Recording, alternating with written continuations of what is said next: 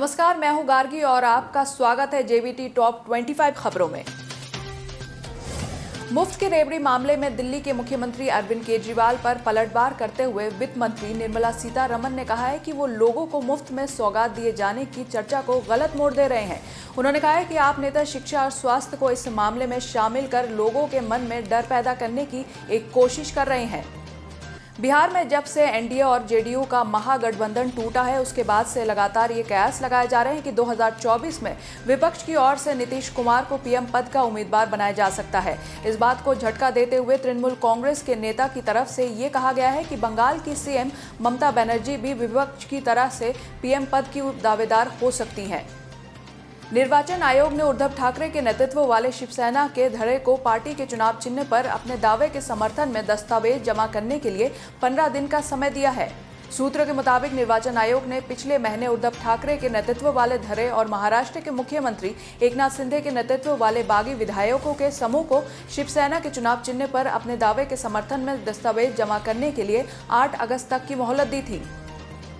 महाराष्ट्र में आईएनएस विक्रांत निधि गबन मामले को लेकर शिवसेना ने अपने मुखपत्र सामना में राज्य सरकार पर निशाना साधा है। शिवसेना ने सामना में अपने संपादकीय में लिखा है कि राज्य में शिंदे फडणवीस महामंडल की सरकार आने के बाद राहत घोटाले के मामले बढ़ गए हैं। शिवसेना ने राज्य सरकार द्वारा बीजेपी नेता किरीट सोमैया और उनके बेटे को इस मामले में राहत देने का आरोप लगाते हुए उस पर तंज कसा। शिवसेना ने अपने लेख में लिखा है कि आईएनएस विक्रांत निधि गबन मामले में पिता पुत्र को राहत दी गई है। बिहार में नई सरकार बनते ही महागठबंधन में मंत्री की होड़ मच गई है। कांग्रेस ने संख्या बल के लिहाज से बंटवारे की मांग की है। मंत्रालय की मांग पर तेजस्वी यादव ने सड़ी हुई प्रतिक्रिया दी है। कांग्रेस चाहती है कि सम्मानजनक संख्या में हमें मंत्री पद मिले। राष्ट्रीय जनता दल पहले ही स्पीकर और गृह मंत्रालय को लेकर दावा ठोक चुकी है, तो अब मंत्री पद को लेकर कांग्रेस ने दबाव की राजनीति शुरू कर दी है। कांग्रेस ने साफ कर दिया है कि संख्या बल के हिसाब से उसे सम्मानजनक पद मिलना चाहिए। राजधानी दिल्ली में 15 अगस्त से ठीक पहले 2000 जिंदा कारतूस बरामद किया गया है। इसके साथ ही दिल्ली में कारतूस की सप्लाई करने वाले 6 आरोपियों को भी गिरफ्तार किया गया है। पूर्वी दिल्ली पुलिस ने आनंद विहार इलाके से 2 बैग के साथ सप्लायर को गिरफ्तार किया है। पुलिस सभी आरोपियों से पूछताछ में जुट गई है और उनके तार खंगालने शुरू कर दिए हैं। पुलिस ने ये भी पता करने की कोशिश की है कि इतने ज्यादा मात्रा में कारतूस जमा करने के पीछे का क्या मकसद था। जम्मू कश्मीर में आतंकियों ने एक बार फिर से अपने नापाक मंसूबों को अंजाम देने के लिए एक नागरिक की गोली मारकर हत्या कर दी। मामला घाटी के बांदीपुरा जिले के सदुनारा इलाके का है, जहां पर आतंकवादियों ने एक मजदूर की गोली मारकर हत्या कर दी। आतंकियों ने रात करीब 12:30 बजे मजदूर को काफी करीब से गोली मारी, जिसके बाद मजदूर को तुरंत अस्पताल में भर्ती कराया गया, जहां डॉक्टरों ने उसे मृत घोषित कर दिया। मृतक मजदूर की पहचान मोहम्मद अमरेज के रूप में हुई, जो बिहार के मधेपुरा का रहने वाला है। यूपी के बांदा में मरका घाट पर हुए नाव हादसे में राहत बचाव अभी भी जारी है। 15 लोग तैरकर बाहर आ गए थे, 17 अभी भी लापता है। एनडीआरएफ, एसडीआरएफ और पीएसी के 78 सदस्यीय टीम ने गुरुवार ऑपरेशन जिंदगी के नाम से रेस्क्यू शुरू किया, जो रात 1 बजे तक चला। शुक्रवार सुबह 8 बजे एक बार फिर से रेस्क्यू शुरू किया गया। बता दें कि नाव में 35 लोग सवार थे। यूपी के उन्नाव में आगरा लखनऊ एक्सप्रेसवे पर एक भीषण सड़क हादसा हो गया। इस हादसे में बस में सवार 20 से ज्यादा यात्री गंभीर रूप से घायल हो गए। घायलों को इलाज के लिए नजदीकी अस्पताल में भर्ती कराया गया है। जानकारी के मुताबिक बस नेपाल के पखोड़ा से दिल्ली जा रही थी। यात्रा के दौरान ये बस बांगर मऊ कोतवाली क्षेत्र के गहरपुरवा गांव के पास अनियंत्रित होकर डिवाइडर से जा टकराई, जिसमें बस में बैठे 20 से ज्यादा लोग बुरी तरह से घायल हो गए। वहीं इस हादसे में बस ड्राइवर का हाथ कटकर अलग हो गया।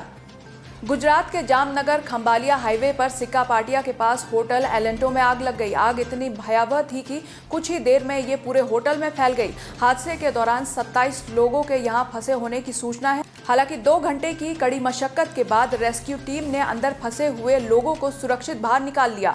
बता दें कि होटल में 36 रूम के साथ डाइनिंग और रेस्टोरेंट भी है। 18 कमरों में 27 गेस्ट मौजूद थे। 3 लोगों को धुएं की वजह से सांस लेने में दिक्कत थी, उन्हें अस्पताल में भर्ती कराया गया।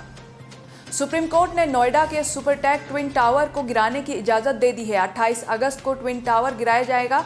कोर्ट ने इससे पहले ट्विन टावर को गिराए जाने के लिए 3 महीने की मोहलत दी थी। दरअसल नोएडा प्राधिकरण ने 2006 में सुपरटेक को 17.29 एकड़ जमीन सेक्टर 93A में आवंटित किया था। इस सेक्टर में emerald court group housing project के तहत 15 टावरों का निर्माण किया गया था। प्रत्येक टावर में 11 मंजिल बनी है।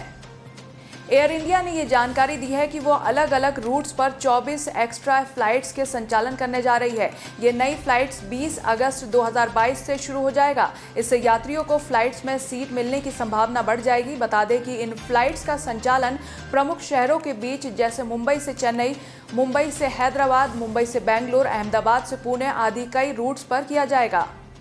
श्रीलंका के पूर्व राष्ट्रपति गोटबाया राजपक्षे को कानूनी वजहों के कारण सिंगापुर छोड़ना पड़ा है। समाचार एजेंसी AFP के मुताबिक सिंगापुर के इमिग्रेशन अधिकारियों ने गुरुवार को कहा है कि एक निश्चित अवधि समाप्त होने के बाद उन्होंने आज देश छोड़ दिया है। अब गोटबाया ने थाईलैंड में शरण ली है।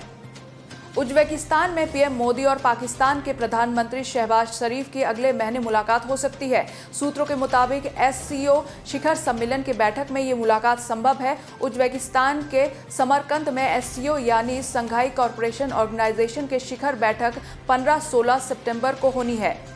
अफगानिस्तान के काबुल में गुरुवार को आत्मघाती हमले में तालिबान के टॉप कमांडर रहीमुल्लाह हक्कानी की मौत हो गई। ये हमला एक मदरसे में हुआ है। हक्कानी तालिबान के आतंकी विचारधारा का बड़ा समर्थक था। इसके अलावा वो इस्लाम का बहुत बड़ा जानकार था। आत्मघाती हमले की जानकारी अभी तक किसी संगठन ने नहीं ली है। हालांकि सूत्रों का कहना है कि हमले के पीछे इस्लामिक स्टेट या रजिस्ट्रेट फोर्स का हाथ हो सकता है। तालिबान की खुफिया एजेंसियों ने मामले की जांच शुरू कर दी है। वेस्टइंडीज के पूर्व दिग्गज ऑलराउंडर डेवन ब्रेवो ने बड़ा रिकॉर्ड अपने नाम कर लिया है। दरअसल डेवन ब्रेवो ने T20 क्रिकेट इतिहास में 600 विकेट लेने वाले पहले खिलाड़ी बन गए हैं। ब्रेवो ने साउथ अफ्रीकी बल्लेबाज रिली रोशोप को अपना 599वां शिकार बनाया, जबकि सैम करन इस खिलाड़ी का 600वां शिकार बने। BCCI ने साफ कर दिया कि भारतीय टीम के जिम्बाब्वे दौरे पर KL राहुल कप्तान की भूमिका में होंगे। भारतीय टीम इस दौरे पर मेजबान टीम के साथ 3 वनडे मैचों की सीरीज खेलेगी। KL राहुल इस दौरे पर भारतीय टीम के कप्तान होंगे, जबकि शिखर धवन उप कप्तान की भूमिका में होंगे। जिम्बाब्वे के खिलाफ होने वाले वनडे सीरीज के लिए अब KL राहुल टीम इंडिया के कप्तान होंगे। अभी तक शिखर धवन के हाथ में कमान थी, लेकिन राहुल फिट घोषित हुए और BCCI ने ऐन मौके पर बदलाव का फैसला किया। BCCI के इस फैसले से कई फैंस खुश नहीं है। आमिर खान और करीना कपूर की फिल्म लाल सिंह चड्ढा रिलीज के बाद लगातार खबरों में बनी हुई है। दरअसल ये फिल्म ट्रेलर आने के बाद से ही लगातार विवादों में रही है। यही नहीं बल्कि सोशल मीडिया पर लगातार इस फिल्म के बॉयकॉट करने की बात ट्रेंड कर रही थी। अब इंग्लैंड के पूर्व cricketer Monty Panesar Aamir Khan और करीना कपूर खान की फिल्म लाल सिंह चड्ढा देखने के बाद आग बबूला हो गए। देश के जाने माने कन्नड़ गायक शिबू मोगा सुब्बन्ना का दिल का दौरा पड़ने से निधन हो गया। वो 83 साल के थे। गुरुवार रात दिल का दौरा पड़ने के बाद बेंगलुरु के जयदेव अस्पताल में उन्हें भर्ती कराया गया था, जहां उन्होंने अंतिम सांस ली। उनके परिवार में एक बेटा और एक बेटी है। सुब्बन्ना कन्नड़ के पहले गायक थे जिन्हें पार्श्व गायन के लिए राष्ट्रीय पुरस्कार दिया गया था।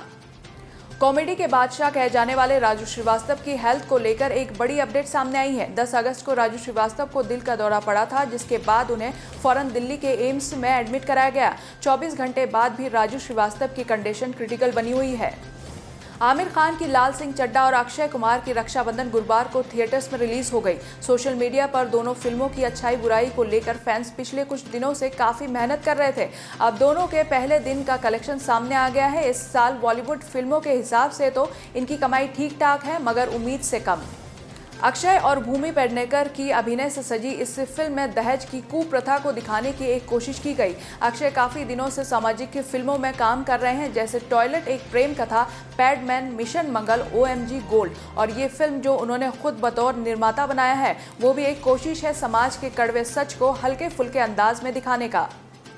बॉलीवुड एक्ट्रेस सारा अली खान का जन्मदिन है। वो अपना 27वां जन्मदिन मना रही है। सारा अली खान का नाम उन एक्ट्रेसेस की लिस्ट में शुमार है जो कि एक स्टार किड है। इसके बावजूद सारा ने इंडस्ट्री में ये मुकाम अपनी मेहनत की बदौलत हासिल की है। शाहरुख का ब्रह्मास्त्र में कैमियो होने वाला है। वो वानर अस्त्र के किरदार में नजर आएंगे। सोशल मीडिया पर उनके लुक के वीडियो और फुटेज वायरल हो रहे हैं। फोटोज में शाहरुख के चेहरे और टी-शर्ट पर खून लगा हुआ है। बाकी खबरों के लिए आप हमारे वेबसाइट www.thejbt.com को लॉगिन कर सकते हैं। नमस्कार।